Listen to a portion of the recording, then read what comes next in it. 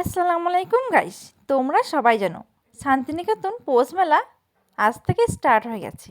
তাই আমি আর দেরি না করে চলে এলাম মেলা দেখতে। আর মেলা এসে আমি তো পুরো অবাক, প্রথম দিনই এত ভিড়, এখনো তো বাকি দিনগুলো পড়েই আছে।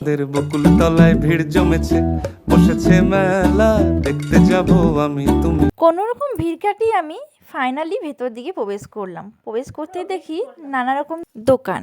দেন আমি চলে গেলাম নাগরদোলার কাছে। বাপরে, দেখেই তো মাথা ঘুরছে, চাপা তো দূরের কথা। আজকে শরীরটা ভালো ছিল না, তাই চাপলাম না, পরের দিন চাপবো। তারপর দেখো ঘুগনি, দেখি পুরো জিভে জল আসছে। কি টেস্টি হয়েছিল, সেই লেভেলের, দারুণ লাগলো ঘুগনিটা খেতে। এত ভিড় ছিল যে মেলার মধ্যে ভিডিও করা অসম্ভব হয়ে যাচ্ছিল, তাও কোনো রকমে এদিক ওদিক করে ভিডিও করলাম। তারপর আমি একটু এদিক ওদিক পোজ মেরে নিচ্ছিলাম। তারপর এই চুড়িগুলো দেখো কত সুন্দর, খুব ভালো লাগলো দেখে। তোমাদেরও সবার পছন্দ হবে। তো তোমরা আজকে কে কে মেলা এসছো অতি অবশ্যই কমেন্টে জানাও। আর কে কবে মেলা আসছো সেটাও জানিয়ে দাও, যদি দেখা হয় তো হবে।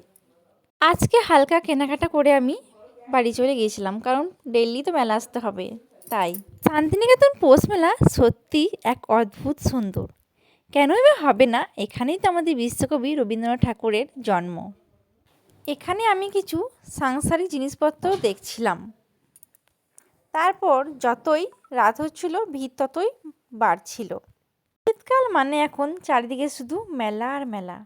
আর আমাদের মেলা দেখতে তো খুবই ভালো লাগে। তোমাদের কার কার মেলা দেখতে ভালো লাগে একটু বলো, হ্যাঁ। তারপর আমি কিছু খাওয়া দাওয়া করে নিয়েছিলাম, আইসক্রিম, এগরোল, পাপড়ি চাট। তারপর আর কিছু ভালো লাগছিল না খেতে, একটা করে বাচ্চাদের মতন কটন ক্যান্ডি পথে রওনা দিলাম। টাটা, বাই বাই, এখানেই শেষ করলাম।